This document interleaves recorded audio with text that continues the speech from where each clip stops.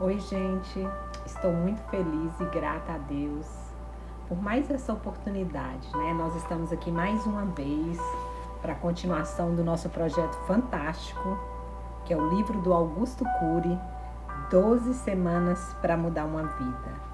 Capítulo 10, parte 2. O mestre dos mestres da qualidade de vida. O maior empreendedor da história. Jesus Cristo nasceu num estábulo, não frequentou uma faculdade, era carpinteiro de profissão, não andou mais do que 300 quilômetros do lugar onde nasceu, não tinha uma equipe de marketing, não possuía exércitos, não controlava as pessoas. Entretanto, tornou-se o maior empreendedor da história. Ele convidou pessoalmente um pequeno grupo de jovens para segui-lo de perto. Sua escolha foi estranha, pois as características de personalidade que eles possuíam não eram recomendáveis.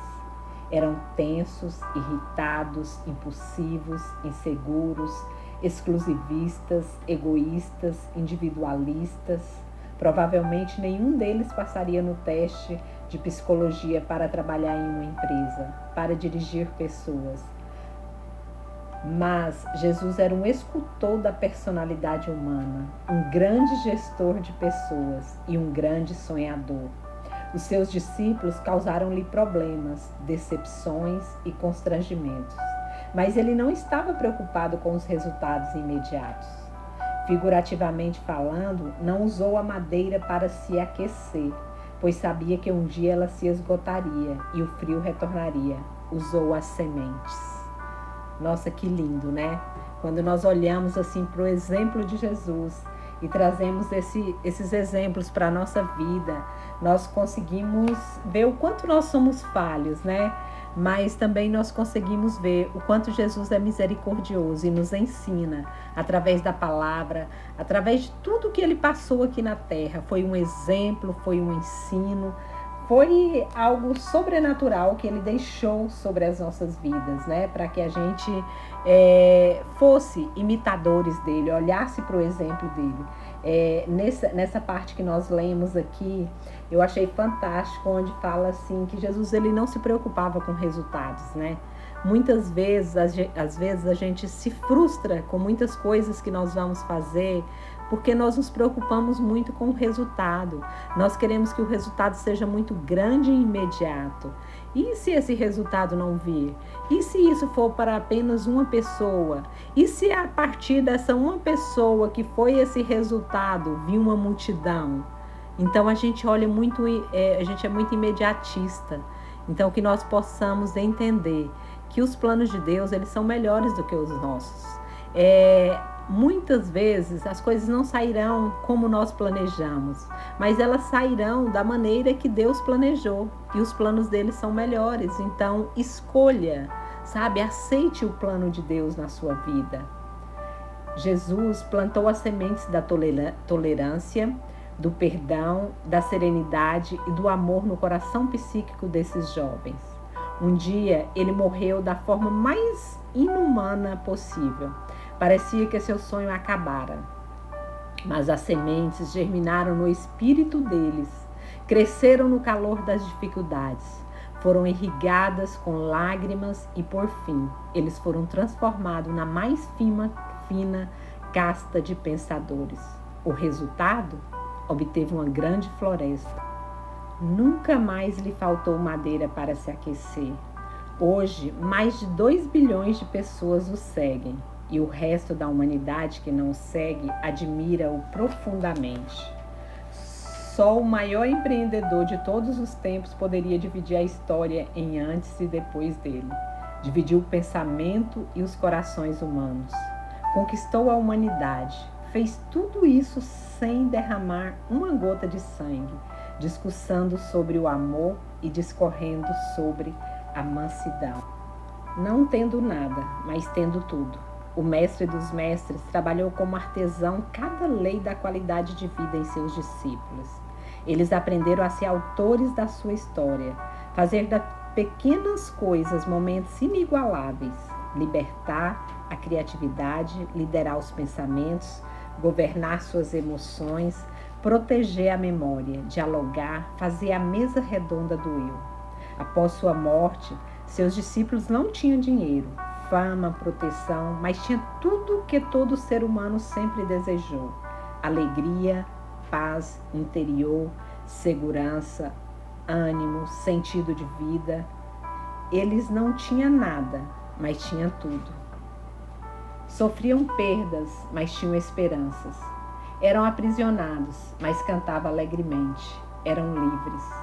Jesus não prometeu a eles plantios sem tempestades, caminhos sem riscos, trajetórias sem acidentes, trabalhos sem dificuldade, mas prometeu força nas perdas, sabedoria nas tormentas, consolo no desespero. Isso aqui é muito lindo que Jesus nos prometeu. Porque se nós olharmos a Bíblia, Jesus fala assim, ó, tem de bom ânimo. Eu venci. No mundo vocês vão ter aflições, mas tem de bom ânimo porque eu venci e vocês vão vencer. Então a garantia que Jesus nos dá é que Ele está conosco, é que nós somos vencedores independente do que aconteça. Muitas vezes as coisas vão acontecer de uma forma que a gente não queria que acontecesse de maneira nenhuma, mas nós vencemos. Porque Jesus está conosco, Ele está no nosso barco, nos fortalecendo e nos conduzindo à direção correta. Porque a melhor direção é aquela onde nós somos conduzidos pelo Senhor, nosso Deus e nosso Pai, pelo Filho dele, Jesus Cristo, nosso Salvador, pelo Espírito Santo, o nosso Consolador. Porque o Espírito Santo é quem nos consola, quem nos ensina. Então não tem nada melhor do que isso. Se deixe ser levado pelo Pai, Filho e Espírito Santo na direção e no controle dele. Não exigia nada dos outros, nem os dominavam. Eram promotores da liberdade interior. Foram tolerantes com seus opositores, pacificadores dos aflitos e compreensivos com a loucura dos que o açoitavam. Não eram cultos, mas adquiriram uma cultura fabulosa. As cartas que Pedro e João escreveram revelam uma criatividade, inteligência e sensibilidade que deixa pasmada a ciência moderna. Que tipo de história nós estamos escrevendo? Somos fagulhas vivas que cintilam durante poucos anos no teatro da vida e depois se apaga tão misteriosamente quanto se acenderam. Hoje estamos aqui, amanhã seremos uma página na história. A vida é tão rápida, não deveríamos, nessa breve história do tempo, procurar os mais belos sonhos, as mais ricas aspirações? Pelo que vale a pena viver? Qual sonho nos controla? Quais são as nossas metas e os nossos maiores empreendimentos? Tem uma palavra que eu gosto muito e eu queria deixar ela aqui para a gente meditar. Que a Bíblia fala assim, que aonde está o nosso tesouro, aí está o nosso coração. Muitas vezes nós estamos gastando o nosso tempo com tesouros que a traça e a ferrugem vão comer. Porque os verdadeiros tesouros são os tesouros eternos. São paz, alegria, mansidão e a gente está bem com as pessoas. E como é difícil cultivar esses tesouros. Muitas vezes nós olhamos para dentro de nós e nós pensamos assim, Pai, por que tantas coisas aconteceram? Por que me perdi na caminhada? Por que perdi tantas pessoas? Sabe? E é isso, é porque a gente deixou, a gente gastou o nosso tempo com coisas que não são eternas. Eu falo gastou porque quando é um tempo de qualidade, eu gosto de falar que nós investimos o nosso tempo. Quando nós estamos com pessoas, quando nós buscamos as coisas eternas, nós estamos investindo o nosso tempo naquilo que realmente tem valor. Porque há coisas que têm preço, o dinheiro pode comprar, mas há coisas que têm valor. E o que tem valor, não há dinheiro nenhum nessa terra que pode pagar. Alguns têm depressão, ansiedade, estresse, não por consequência dos conflitos da sua infância, mas pela angústia existencial, pela falta de um sentido de vida sólido. Lembre-se do que estudamos. Alguns têm fortunas, mas mendigam o pão da alegria. Têm cultura, mas falta-lhes o pão da tranquilidade. Têm fama, mas são parceiros da solidão. Erram o alvo. O chefe da escolta dos soldados, encarregado de executar a sentença de Pilatos, apurou seu senso de observação aos pés da cruz e foi conquistado por ele. Cada reação de Jesus golpeou sua insensatez e abriu as janelas de sua inteligência.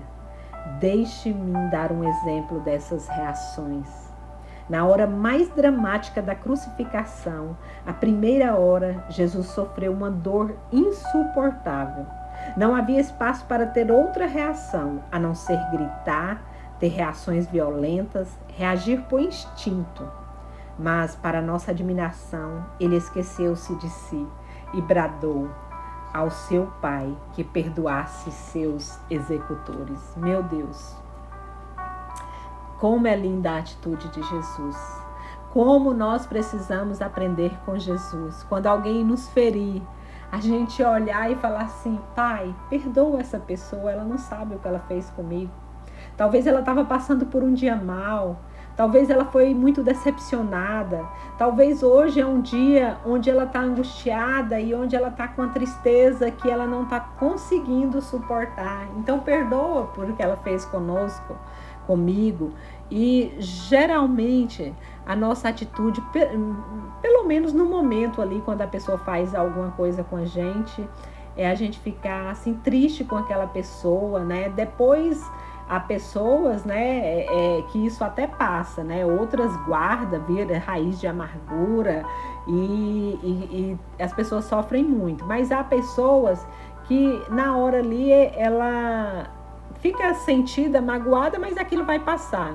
Mas o ideal é que a gente haja como Jesus. No momento da dor, sabe? No momento de maior angústia, Jesus falou: Pai, perdoa eles não sabem o que fazem.